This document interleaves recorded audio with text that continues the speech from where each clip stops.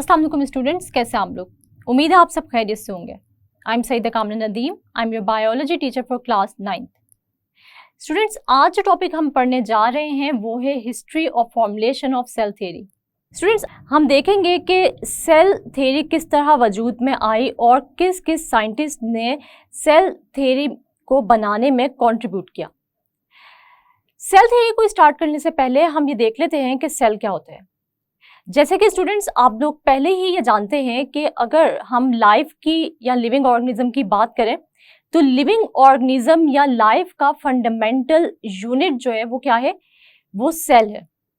तो हम ये कहते हैं कि cell is the structural and functional unit of life. यानी अगर हम किसी भी लिविंग ऑर्गेनिज्म की स्टडी करें तो हम ये देखते हैं कि लिविंग ऑर्गेनिज्म स्ट्रक्चरली और फंक्शनली एक ही यूनिट पर डिपेंड करता है और वो है सेल। यानी अगर हम किसी भी लिविंग ऑर्गेनिज्म के स्ट्रक्चर को देखें तो हम देखते हैं कि हर लिविंग ऑर्गेनिज्म सेल से बना हुआ है और इस लिविंग ऑर्गेनिज्म की तमाम तर लाइफ एक्टिविटीज भी इस सेल पर ही डिपेंड करती हैं। या फिर हम यूं कह सकते हैं कि लिविंग ऑर्गेनिजम्स की तमाम तर एक्टिविटीज इस सेल के ही कंट्रोल में होती हैं। और इसी तरह ये सेल्स मिलकर डिफरेंट टिश्यूज बनाते हैं और टिश्यूज मिलकर ऑर्गन्स बनाते हैं और ऑर्गन्स मिलकर ऑर्गन सिस्टम्स बनाते हैं और फिर ये ऑर्गन सिस्टम्स मिलकर काम करते हैं और मिलकर एक कंप्लीट ऑर्गेनिज्म को जन्म देते हैं। और हम ये देखते हैं कि इस लिविंग ऑर्गेनिज्म की तमाम तर एक्टिविटीज इस तरह किस पर डिपेंड करेंगी, इस सेल पर ही डिपेंड करेंगी। अगर ये सेल ना हो तो क्या लिविंग ऑर्गेनिज्म कभी भी वजूद में आ सकता है? नहीं आ सकता, क्योंकि एक सिंपलेस्ट, जैसे मैंने आप लोगों को बताया कि एक सिंपलेस्ट ऑर्गेनिज्म से लेकर एक कॉम्प्लेक्स ऑर्गेनिज्म तक तमाम तर लिविंग ऑर्गेनिज्म से सेल से ही मिलकर बने हुए हैं और हमारी लाइफ एक्टिविटीज इस सेल पर ही डिपेंड करती हैं। स्टूडेंट्स, अगर हम बात करें कि सबसे पहले नेचर को स्टडी करना किसने स्टार्ट किया था तो हम एंशिएंट ग्रीक्स को नहीं भूल सकते, क्योंकि एंशिएंट ग्रीक्स ने ही सबसे पहले नेचुरल वर्ल्ड को स्टडी करना स्टार्ट किया था। और हम जब एंशिएंट ग्रीक्स की बात करते हैं तो फिर हम एरिस्टोटल को कैसे भूल सकते हैं। एरिस्टोटल ने ही सबसे पहले ये कॉन्सेप्ट या एक आइडिया दिया था कि तमाम तर एनिमल्स और प्लांट्स कहीं ना कहीं आपस में रिलेट करते हैं या इनका कहीं ना कहीं आपस में ताल्लुक होता है, क्योंकि इसने ये ऑब्जर्व किया कि तमाम तर एनिमल्स और प्लांट्स में बहुत सारी ऐसी कैरेक्टरिस्टिक्स हैं जो कॉमन है। और इसी ने फिर कहा कि all animals and plants are somehow related. जब माइक्रोस्कोप इन्वेंट हुआ तो सबसे पहले लिविंग ऑर्गेनिज्म में किसने लिविंग सेल को या फिर एक फंडामेंटल यूनिट को स्टडी किया, तो फिर हम रॉबर्ट हुक को नहीं भूल सकते। हम देखते हैं कि 1665 में रॉबर्ट हुक ने सबसे पहले सेल को ऑब्जर्व किया अपने सेल्फ मेड माइक्रोस्कोप के नीचे। और इसने एक सेल्फ मेड माइक्रोस्कोप लिया और उसके नीचे एक कॉर्क के पीस को स्टडी किया। जब इसने इस कॉर्क के पीस को माइक्रोस्कोप के नीचे एग्जामिन किया तो इसको क्या नजर आया? इसको नजर आए कुछ शहद की मक्खी के छत्ते की तरह बने हुए कंपार्टमेंट्स, यानी खाली कुछ खाने नजर आए, यानी बॉक्स लाइक इसको कुछ स्ट्रक्चर्स नजर आए और इसने इन स्ट्रक्चर्स को नाम दिया सेलुलिका। स्टूडेंट्स, उस वक्त ये सेल्स सेलुली के नाम से ही जाने जाते थे, लेकिन बाद में हमारे पास ये सेलुली किस नाम के साथ आए तो ये अब हमारे पास आए सेल्स के नाम से। इसके अलावा अगर हम ये देखें कि सबसे पहले लिविंग सेल्स को किस साइंटिस्ट ने ऑब्जर्व किया तो हम देखते हैं कि एक डच नेचुरलिस्ट था जिसने सबसे पहले लिविंग सेल्स को ऑब्जर्व किया, एग्जामिन किया अंडर माइक्रोस्कोप। और ये लिविंग सेल्स इसने कहाँ पर ऑब्जर्व किए कि सबसे पहले लिविंग सेल्स को ऑब्जर्व करने वाला एक डच नेचुरलिस्ट था एंटोनी वैन लीeuwenhoek। और इसने पॉन्ड वाटर लिया और इस पॉन्ड वाटर को एग्जामिन किया अंडर माइक्रोस्कोप और इसको कुछ छोटे छोटे एनिमल लाइक ऑर्गेनिजम्स नजर आए। उस वक्त इसको ये पता नहीं था कि ये सेल्स हैं, और इसने इन छोटे छोटे एनिमल लाइक ऑर्गेनिजम्स को नाम दे दिया एनिमलक्यूल्स का। तो सबसे पहले लिविंग सेल्स ऑब्जर्व या एग्जामिन करने वाला साइंटिस्ट एंटोनियो वैन ल्यूवेनहुक था। तो स्टूडेंट्स, बहुत सारी रिसर्च हुई लिविंग सेल्स के ऊपर और लिविंग ऑर्गेनिजम्स के स्ट्रक्चर्स पर। इसके बाद हम देखते हैं कि तकरीबन 1.5 सेंचुरी के बाद 1809 में जीन बैप्टिस्ट डी लेमार्क ने एक स्टेटमेंट दी, और उस स्टेटमेंट में क्या था कि no body can have life if its parts are not cellular tissues और are not formed of cellular tissues. यानी इसका मतलब ये हुआ कि जीन बैप्टिस्ट डी लेमार्क के अकॉर्डिंग कोई भी लिविंग ऑर्गेनिज्म किस चीज के बगैर लिविंग ऑर्गेनिज्म कंसिडर नहीं हो सकता, तो वो तब तक लिविंग ऑर्गेनिज्म या उस लिविंग ऑर्गेनिज्म में तब तक लाइफ नहीं हो सकती जब तक कि उसका कोई पार्ट या वो पूरा का पूरा सेलुलर टिश्यू से ना बना हो। इसका मतलब ये हुआ कि साइंटिस्ट के जहन में ये बात आ गई कि कोई ना कोई ऐसा फंडामेंटल यूनिट है जो कि हमारे स्ट्रक्चर और फंक्शंस को परफॉर्म करता है और हमारे स्ट्रक्चर को फॉर्म करता है। हम देखते हैं कि जीन बैप्टिस्ट डी लेमार्क की इस स्टेटमेंट में यही जाहिर होता है कि सारे के सारे लिविंग ऑर्गेनिजम्स एक बेसिक यूनिट से बने हुए हैं, और वो है सेल। और ये सेल्स ग्रुप्स की फॉर्म में बना रहे हैं टिश्यूज।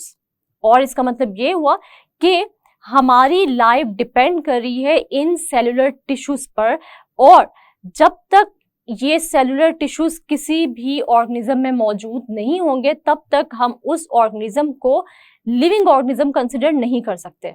स्टूडेंट्स, हमें देखते हैं कि सेल के स्ट्रक्चर्स पे बहुत ज़्यादा काम हुआ, और 1831 में रॉबर्ट ब्राउन, जो कि एक ब्रिटिश बॉटनिस्ट था, इसने सबसे पहले सेल में न्यूक्लियस को डिस्कवर किया।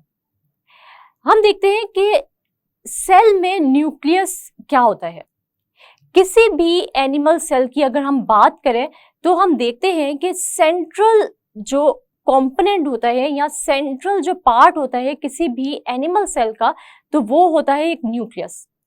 और इस न्यूक्लियस में तमाम तर जेनेटिक मटेरियल होता है, और हमारी सारे के सारे सेल के जो फंक्शंस होते हैं वो इस न्यूक्लियस के ही कंट्रोल में होते हैं।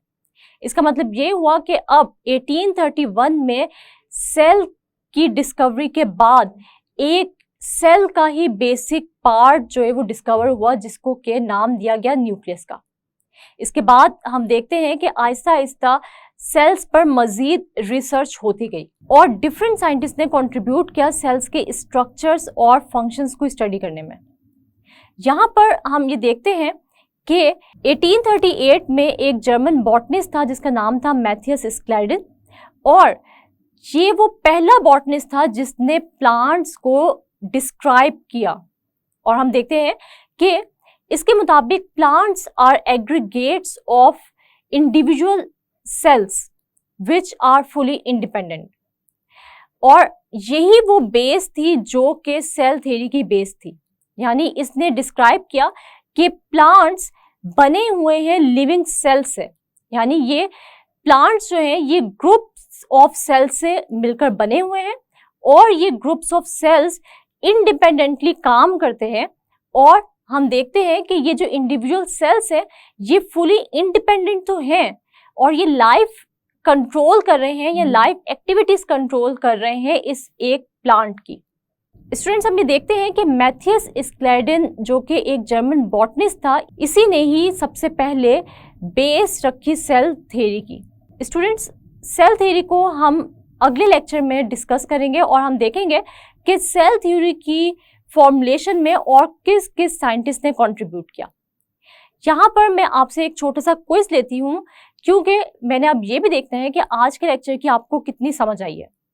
स्टूडेंट्स, ये वो क्वेश्चंस हैं जो कि एग्जाम पॉइंट ऑफ व्यू से आपके लिए बहुत ही इंपॉर्टेंट है, तो आपने यहाँ पर शॉर्ट क्वेश्चंस जो है वो इस टॉपिक से अच्छे से प्रिपेयर कर लेने हैं। तो मैं आपसे सबसे पहले जो सवाल करने जा रही हूँ वो है, what is contribution of Robert brown. तो स्टूडेंट्स, आप लोगों को पता है कि आप लोगों ने रॉबर्ट ब्राउन की जो कंट्रीब्यूशन थी, जैसे आप लोगों ने आज स्टडी भी की, तो स्टूडेंट्स आप लोगों ने बताना है कि रॉबर्ट ब्राउन ने किस ईयर में जो है वो कंट्रीब्यूट किया या क्या जो है वो उसने डिस्कवर किया। आपने ईयर ज़रूर लिखना है। तो हम देखते हैं कि रॉबर्ट ब्राउन ने 1831 में डिस्कवर किया न्यूक्लियस को। इसके बाद स्टूडेंट्स जो हमारे पास क्वेश्चन है वो है write down contribution of Aristotle. तो आप लोगों को पता है कि एरिस्टोटल जो है वो पहला बायोलॉजिस्ट था जिसने ये बताया था कि all animals and plants are somehow related, और सबसे पहले जो सेल का आइडिया दिया था वो भी किसने दिया था? एरिस्टोटल ने ही दिया था।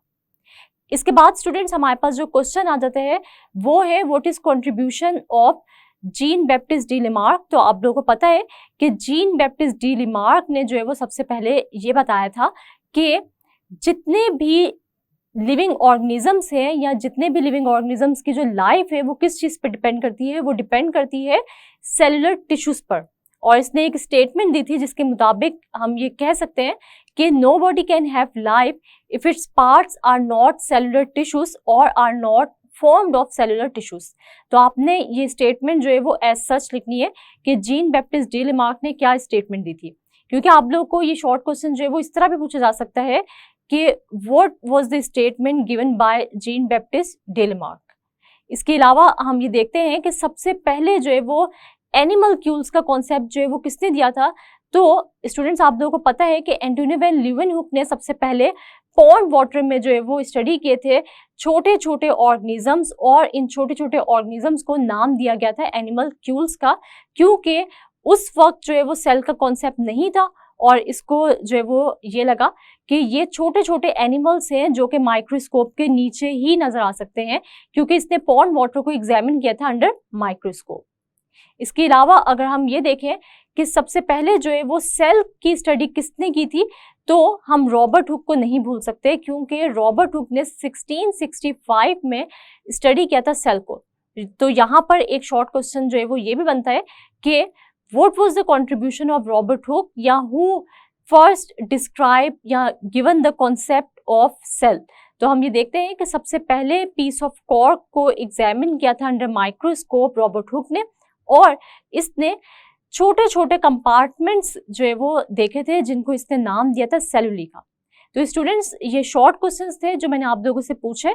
ये शॉर्ट क्वेश्चंस अगर आप लोगों को नहीं आते तो आप लोगों ने इन साइंटिस्ट की कॉन्ट्रीब्यूशंस को हाईलाइट करना है। जिस जिस ईयर में इन साइंटिस्ट ने कंट्रीब्यूट किया वो ईयर्स आप लोगों को अच्छे तरीके से याद होने चाहिए।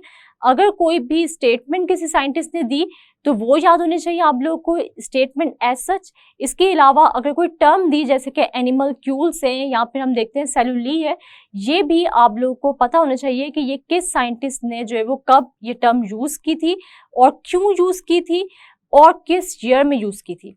तो स्टूडेंट्स आप लोगों ने ये शॉर्ट क्वेश्चंस अच्छे से प्रिपेयर कर लेने हैं, और इसके अलावा आपने क्या करना है कि आपने ये क्विज अच्छे तरीके से प्रिपेयर करना है और इसकी रिटन प्रैक्टिस भी कर लेनी है, क्योंकि ये क्विज आप लोग के लिए एग्जाम्स पॉइंट ऑफ व्यू से बहुत ही इंपॉर्टेंट है।